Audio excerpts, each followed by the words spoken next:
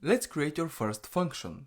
You start off with the function keyword and then you have to specify the name of the function. We will start with something very simple and we will create our own sum function. The name of that function will be sum function. Now I intentionally used the function word here in the name of the function to signify that it's actually a function, but this actually has no real effect. You can just as easily name it some pancakes. It's still going to work. So it doesn't matter how you name it. I'm simply going to name it some function. Don't use the sum name by itself because we already have a built-in MATLAB sum function, and then we'll have ambiguity between the two functions. MATLAB won't know which function you actually want to call. Now, after that, you have to use AND, and whatever code you put between the function keyword and the AND keyword is the code of that function. After that, you have to save this file, and you have to save it with the same name as the name of your function. So we named it sum function. Our file must also be called sum function. Save. Now, the first thing that you should note here is that it has a different icon. As you can see right here, it says fx, while our normal script files, this is a file that we are going to use now to test the function, have the MATLAB icon. So this is a function file, the other files are script files. Now, the function needs to take in some arguments. In our example, that will be a vector. In order to make your function take arguments, you have to use brackets right after the name of the function. And that is where you will specify all of your input arguments. In our example, that is just one single vector, so we will simply use v. That will be the name of the vector that we will use in our code. If you need to use more arguments, you simply list them with commas in between. You can have as many arguments as you want. We will work with just one for now. Let's also create a sum variable. So our sum equals to 0. We're going to use this sum variable to calculate the sum. We will save the result of the calculations in that variable. And calculating a sum of a vector is actually a very easy task. We will simply go through each of the elements of the vector and add them to our sum variable, which we are going to do with a for loop. So for I equals to from 1 to the length of v, we're going to say our sum equals to our sum plus v of I, and that's everything that there is to summing a vector. The loop will run from 1 to the length of the vector, so this will work for vectors of any sizes. And here we are saving our results. After we have the sum, we are simply going to print the result of the sum on our command window. We're going to output it. Now, if you try to run this script the normal way by pressing the run button, you will be surprised it's actually not going to run. The reason for this is that this is now a function, and this function requires an input. It requires a vector input. Function can't do anything without its input.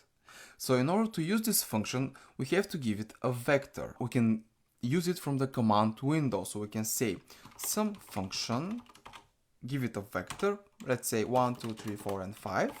Run it, and there we have it. Our sum is 15. Now we can reuse this function as many times as we want. If we want, we can create one new MATLAB file, one new script file, and we can use our function in that file. So let's create 3 different vectors from 1 to 10, from 10 to 100 with increment of 10, and from 100 increments to 1000.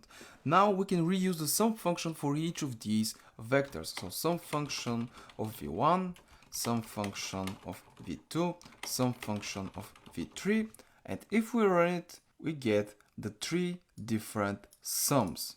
Now we can use CLC right here.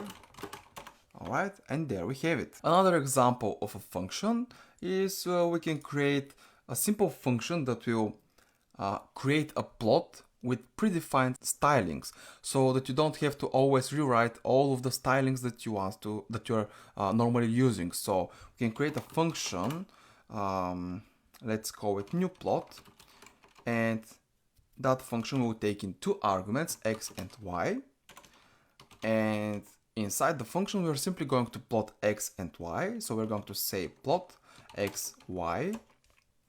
We're going to turn on the grid. We're also going to add some stylings to the plot itself. So let's make it blue.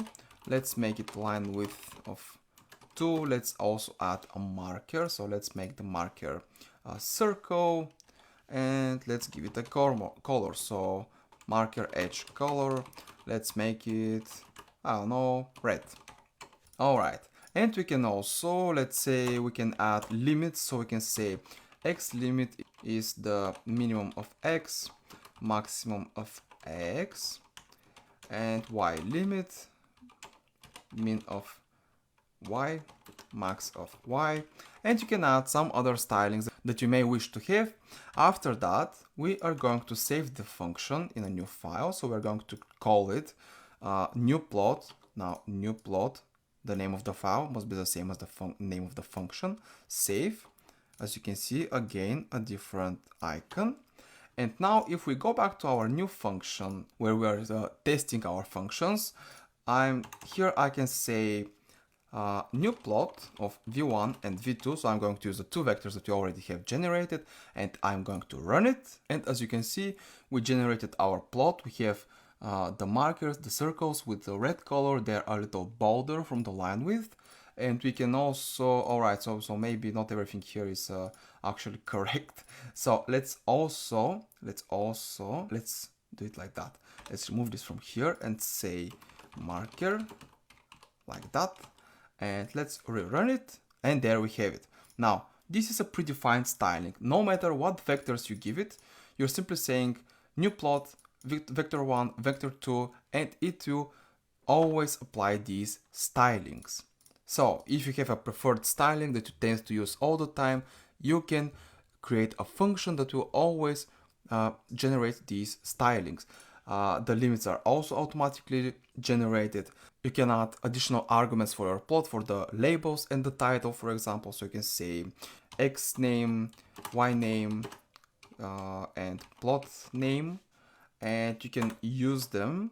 So x label will be x name, y label will be y name, title will be plot name, and back in the function here we simply need to specify them. So first vector, second vector, and the title will be, well, just 2 vectors.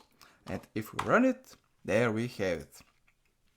We have our labels, we have our plot, everything we did it with just one single line of code. And here we have 7 lines of code, and there you have it. Just think about it. Think what are you doing all the time that you can extract in a function to increase your productivity, to spend less time writing the same code over and over again.